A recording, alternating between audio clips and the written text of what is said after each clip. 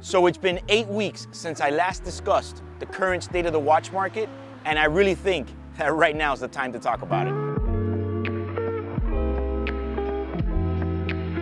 So the number one question is gonna be the next 2 weeks is the market gonna tank? Is it on the way down? Has the bubble of the entire economy finally blown up? Well, I don't know. I wish I knew, but right now we don't know yet. What I would say is that certain watches, for example, the Rolex Daytona Panda, ceramic bezel, white dial, know the guy? Well, they were going for $50,000. This is the one thing I want to say. In 8 weeks, I have not sold one for $50,000. So are these prices really real? You know, or did it go up way too fast, artificially maybe? You know, I would say that $45,000 is a lot of money for a stainless steel Panda Daytona that retails for $14,000. But it also feels a lot better than $50,000, if you get what I'm saying. I just haven't really seen one sell to a private end user for $50,000, which leads me to question, is that kick about to come in some of these pieces? Maybe not necessarily all through the board for the whole market. For example, watches like Richard Mille have kind of stayed the same. I haven't seen too many movements in that. It hasn't either gone up or down. They're still kind of the same and they're selling. So, but it's pieces, very specific watches like the Panda, where I wonder, what's going on with that piece? Should it really just have been more a $40,000 watch as opposed to now a $50,000? We're gonna have to wait and see, because I personally have not sold one yet at $50,000. I'm just being straight up with you guys. I do this professionally. I've been doing this for almost 10 years. I'm not an overnight fly-by new guy that wants to become a flipper. So I know I do this. I see this, I eat it, I live it. I haven't seen somebody pay yet $50,000. And if anybody's paid $50,000 for a Panda, please feel free to comment below and let us know. So that way we have proof of life of this concept with these theoretical prices.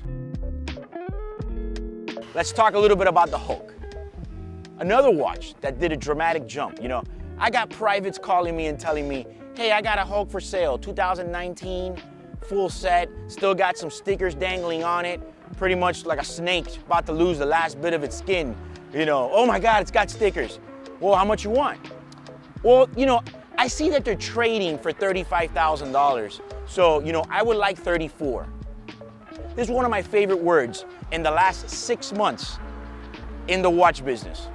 You got flippers calling me and telling me that the watches are trading. Brother, trading is not the same as being listed. When you see a watch listed on Chrono24 or eBay, that's not the same as trading. Trading means when somebody's actually buying them and selling them. That's what the actual price would be considered if it's trading. Trading means my buddy bought one at 25, his brother bought one for 23, his brother bought one for 26. So then you would say, well, they're trading in the mid-20s. But just because you see something listed, that doesn't mean they're trading. I'm just telling you, it's becoming a little bit weird with some watches, okay? I mean, like, when did the Hulk become a $30,000 watch? I don't know. I would definitely say it's a $27,000 watch. And yeah, it's only $3,000, but when you're already paying so much over, those prices make a difference. I feel that in the span of 4 months, a watch can go up those $3,000, maybe even 2 months. But from 1 month to the next, bam, 8 Gs, I don't know, I'm not buying it, not yet at least. Literally not buying it.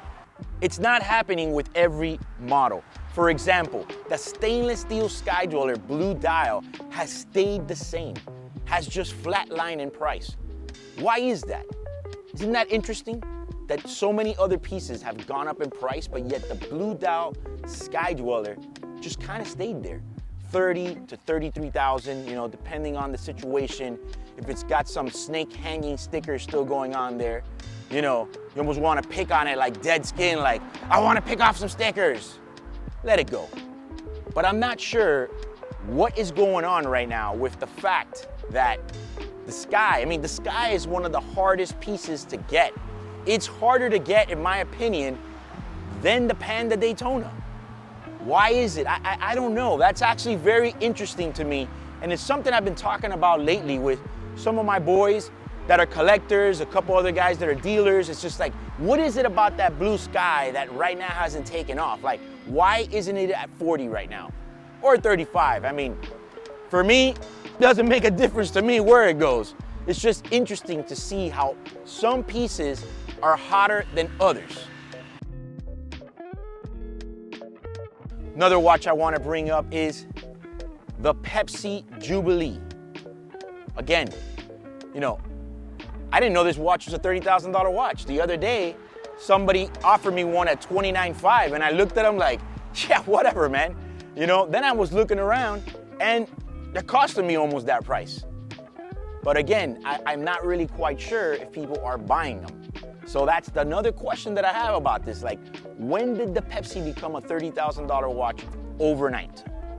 It was $25,000 all day, but that $5,000 makes a big difference and a big jump. Other prices have really not moved much. For example, day dates stayed the same. Don't matter which day date you have, unless you got some super special one, not counting the rose gold green dial. That's a whole nother animal.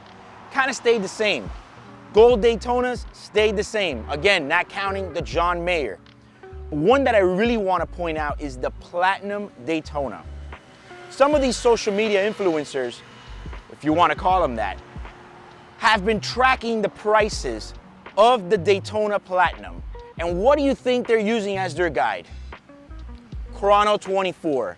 I mean, yes, the prices have doubled pretty much on Chrono 24, but again, I haven't seen one sell at that price. I will agree that they have made a good jump. In the last 2 weeks, they've made a really good jump. I mean, a pretty exponential jump on the Platinum Daytona. But some of the prices that you're seeing on Chrono 24, sorry guys, I don't see it. But then again, we're gonna have to wait and see what happens with the news next month. Because if Rolex possibly does discontinue the Platinum Daytona and the Green Daytona, it's gonna be a complete shit show. After all, these are special watches, and the people that buy these pieces can afford them, okay? So it's not the regular Joe that's buying it, if you get what I'm saying.